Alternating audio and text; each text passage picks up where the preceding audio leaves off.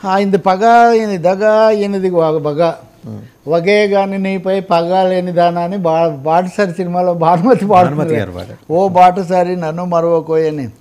ఓ వగే కానీ పగలేముంటాయి, పెద్ద రాజకీయాల్లో తాత్కాలిక పగలు ఉంటాయి. ఇప్పుడు తెలంగాణలో ఒక triangle politics, BJP, BRS, Congress చాలా స్పష్టంగా అంతకంతకు అనివార్యంగా రేవంత్ రెడ్డి మొన్న తన అదేదో విడుదల చేశాడు నయవంచన అని, బీజేపీని హెడాన్గా అంటే సూటిగా ఎదుర్కోక తప్పదు, తన మీదే వస్తున్నాయి కాబట్టి ఆయన దానికి సిద్ధమయ్యారు. వేరేస్ బీజేపీ, బీఆర్ఎస్ ఇప్పటికి కూడా కొంచెం హైడ్ అండ్ సిక్, దాగుడు మూతలు ఆడుతున్నాయని మనం చెప్పాలి.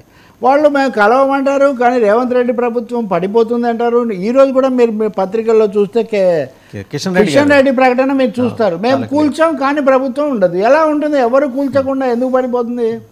మనుషులో దేవుళ్ళో ఎవరో ఒకరు కూల్చాలి కదా. కాబట్టి రెండవది అది కూలాలి, ఇంకోటి రావాలి అంటే వీళ్ళిద్దరు కలవాలి. కాబట్టి ద సిచ్యువేషన్ పూర్తిగా వైరుధ్యభరితంగా వీళ్ళు మాట్లాడుతున్నారు. రేవంత్ రెడ్డి ప్రభుత్వం ఉండదు, ఉండకూడదని. నేను దీనికి మీకు ఇంకో ఇంట్రెస్టింగ్ థింగ్ యాడ్ చేస్తాను. దాచిన దాగదు వలప అన్నట్టుగా బయటకు వచ్చేస్తుంటే రేవంత్ రెడ్డి ఏమన్నాడంటే ఉపన్యాసంలో, ముఖ్యమంత్రి మొన్న జరిగినవి సెమీఫైనల్స్, ఇప్పుడు జరిగేవి ఫైనల్స్ అని అందరూ అనుకుంటున్నారు అని. అసలు ఏంటంటే అసెంబ్లీ ఎన్నికలు సెమీఫైనల్స్, లోక్సభ ఎన్నికలు ఫైనల్స్ కావడం ఏమన్నా నిజానికి ఆశ్చర్యకరం కదా. ఒక రాష్ట్ర శాసనసభకి ఎన్నికలు అనేవి ఫైనల్, అది ఫైనల్. ఇప్పుడు రేవంత్ రెడ్డి భవిష్యత్తులో అది కాంగ్రెస్ ప్రభుత్వంలో ఐక్యత ఇట్లాంటి వాటి ఆయన అన్నారు కానీ ఎవరికి సెమీఫైనల్, ఎవరికి final? You are right. They may be semifinal from the angle of a Congress chief minister or Congress high command.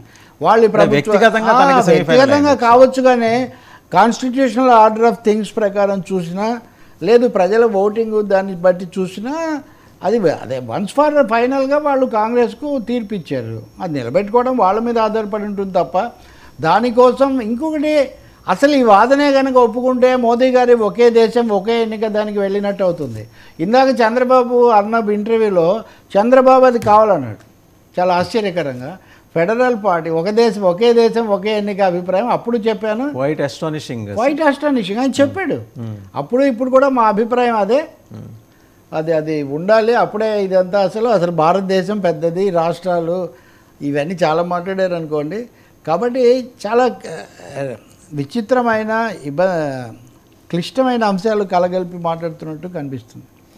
Sir ఫైనల్గా ఒక ఇంట్రెస్టింగ్ డెవలప్మెంట్ అంటే ఇన్ఫ్యాక్ట్ మనం కూర్చునే ముందరే తెలిసింది ఏంటంటే